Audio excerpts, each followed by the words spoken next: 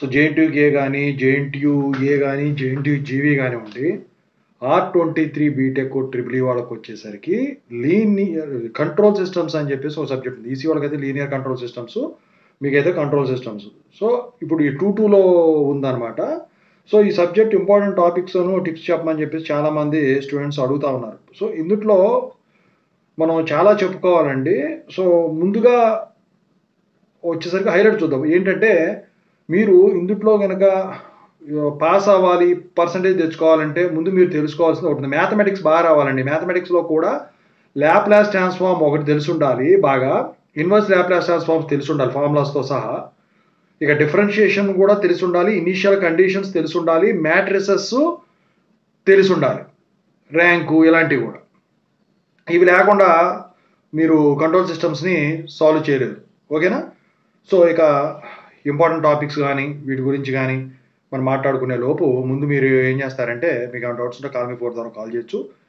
Telegram ఛానల్లో join అవ్వండి, డిస్క్రిప్షన్లో ఉంది తెలుగు ఇంజనీరింగ్ ఎడ్యుకేషన్ది. వాట్సాప్ ఛానల్ కూడా ఉంది. ఇక సాఫ్ట్వేర్ కోసం వర్క్ సపోర్ట్ ఛానల్ కూడా సబ్స్క్రైబ్ చేసుకోండి. ఇంతవరకు ఈ ఛానల్ సబ్స్క్రైబ్ చేసుకుని వీడియో లైక్ చేసి షేర్ చేయండి కంపల్సరీగా. ఇక కంట్రోల్ సిస్టమ్స్లో మీరు మాట్లాడుకుంటే మీరు తెలుసుకోవాల్సింది కొన్ని టైప్స్ ఆఫ్ క్వశ్చన్స్. అవి ఎలా ఉంటాయంటే, ఒకటి వచ్చేసరికి డిటర్మిన్ అనే దాంతో స్టార్ట్ కావచ్చు, లేకపోతే వచ్చేసరికి మోడల్ చేయమని చెప్పేసి అడగొచ్చు, లేకపోతే మ్యాథమెటికల్ మోడల్స్ని అబ్టైన్ చేయమని చెప్పేసి అడగొచ్చు. సో డిజైన్ చేయమని చెప్పేసి కూడా పిఐడి కంట్రోల్స్ ఇలాంటివి వచ్చినప్పుడు అడగొచ్చు. ఓకేనా? ఓవరాల్గా మీరు తెలుసుకోవాల్సింది ఒబ్టైన్, డిటర్మిన్, డిజైన్, ఇక వచ్చేసరికి ఎనలైజ్. ఈ 4.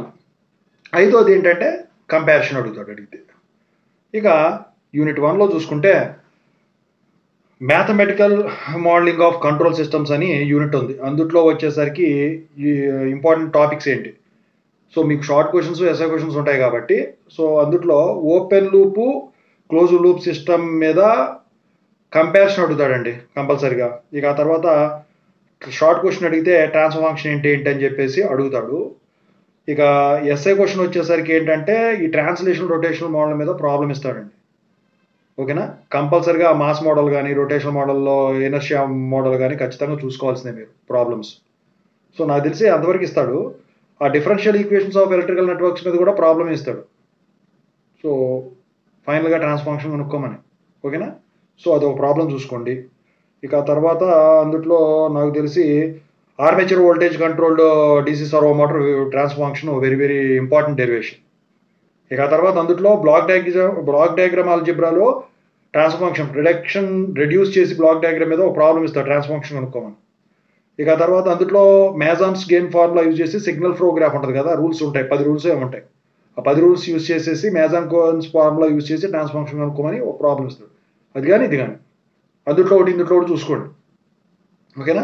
తెలుసుగా బ్లాక్ డయాగ్రామ్ ఆల్జిబ్రాలో 3 రకాలు 4 రకాలు ఉంటుంది. ఎలక్ట్రికల్ నెట్వర్క్ ఇచ్చి ఒకటి ఈక్వేషన్స్ ఇచ్చి గీయమని, ఇంకోటి నెట్వర్క్ ఇచ్చి గీయమని, ఇంకోటి ఏమో సిగ్నల్ ఫ్లో గ్రాఫ్ ఇచ్చి గీయమని, ఇలా ఉంటుంది.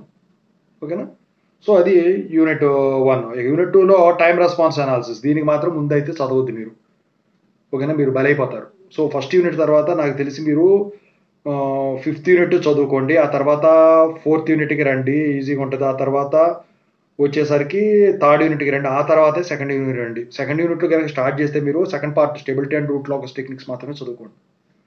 సో ఇక 2nd యూనిట్లో చూసుకుంటే ఫస్ట్ పార్ట్ ఎందుకు వద్దన్నానంటే, వాము డెరివేషన్స్ మామూలుగా ఉండవు. Error constants to steady state errors మీద షార్ట్ క్వశ్చన్స్ పరంగా కానివ్వండి, ఎస్ఏ క్వశ్చన్స్ పరంగా కానివ్వండి ప్రాబ్లమ్స్ అడుగుతాడు. ఇక అందుట్లో వచ్చేసరికి పిఐడి, పీడి, ఇందుట్లో వచ్చేసరికి ఏఎన్ ఒక 3 ఇస్తాడు ఖచ్చితంగా. ఓకేనా? సో బ్లాక్ డయాగ్రామ్స్తో సహా నేర్చుకోండి అవి ఖచ్చితంగా. ఇక time response of first order, second order system కనుక మీరు నేర్చుకున్నారంటే మీకు అసలు ఏం గుర్తుండదు. డెరివేషన్ చాలా కష్టంగా ఉంటుంది గుర్తుంచుకోవడం. అది అనాలిసిస్ అప్పటికప్పుడు చేసుకోగలిగితేనే ఒకసారి సాల్వ్ చేస్తే గుర్తుంటుంది, అంతే. బై హార్టింగ్ ద్వారా అయితే కుదరదు.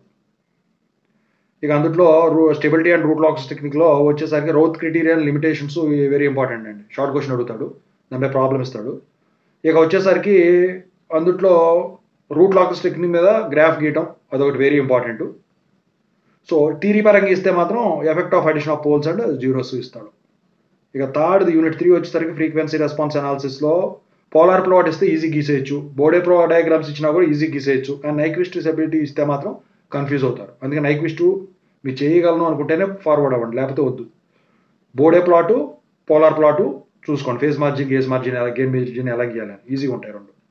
ఫ్రీక్వెన్సీ రెస్పాన్స్ అన్నది ఇక యూనిట్ 4లో వచ్చేసరికి లీడ్ ల్యాగ్ కాంపెన్సేషన్లో నాకు తెలిసి లీడు రెండింటి మీద మీరు కనుక తెలుసుకున్నట్టయితే లీడ్ కాంపెన్సేటర్ గీసేయడం రెండు కలిపేసి సరిపోతుంది.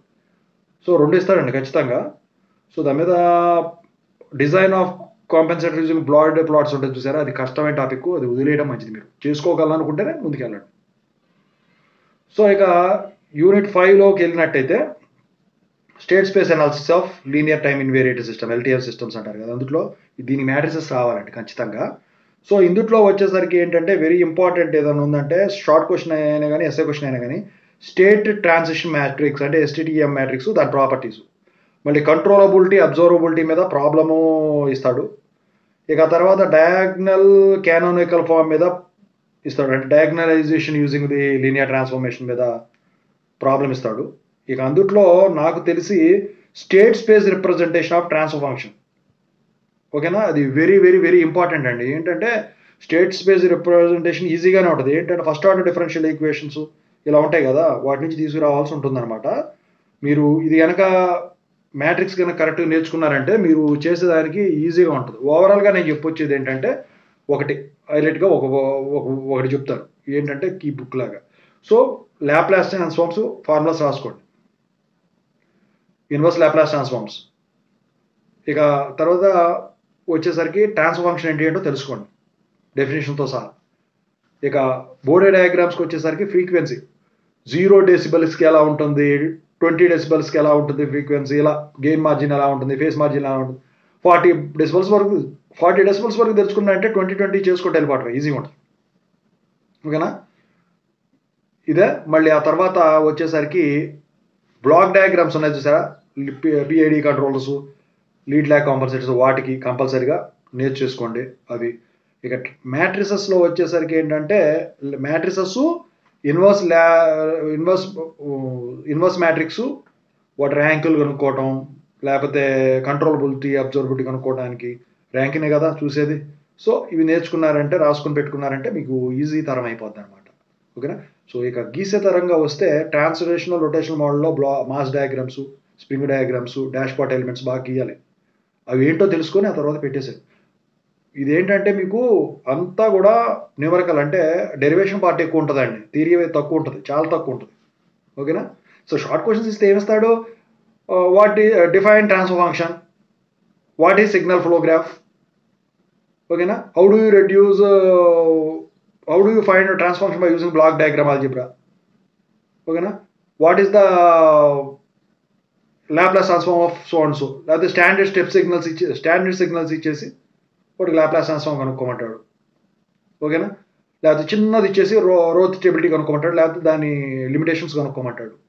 What is STTM and define its properties, transition matrix, what is controllability, what is observability, ఓకేనా. సో ఇక వాట్ ఈస్ పోలార్ ప్లాట్, లేకపోతేనేమో ఇవి ఉంటాయి కదా, ఇందా చెప్పాను సెకండ్ యూనిట్లో వచ్చేసరికి కొన్ని గుర్తుంచుకోవాలి మనం అని చెప్పానే. స్టడీ స్టేట్ ఎర్రర్ అంటే ఏంటి, what are error constants, what is KP, what is KV, what is KA, అంటే పొజిషనల్ ఎర్రర్ కాన్స్టెంట్ అంటే ఏంటి, వెలాసిటీ ఎర్రర్ కాన్స్టెంట్ అంటే ఏంటి, యాక్సలరేషన్ ఎర్రర్ కాన్స్టెంట్ అంటే ఏంటి, వాటికి ఫార్ములాస్ ఉంటాయి అందులో తీసుకొచ్చి అవన్నీ కూడా రాసి పెట్టుకున్నాను అనుకోండి. షార్ట్ క్వశ్చన్స్లో మీకు కొట్టేయటం అసలు ఉండదు, ఇక దిగిపోతాయి అంతవరకు, పెద్ద ఇవ్వడానికి ఉండదు అందుట్లో, ఓకేనా. సో ఇంతవరకు చూసుకోండి, ట్రిపుల్ పీపుల్ మీరు దూసుకొని పోతారు. Thank you so much.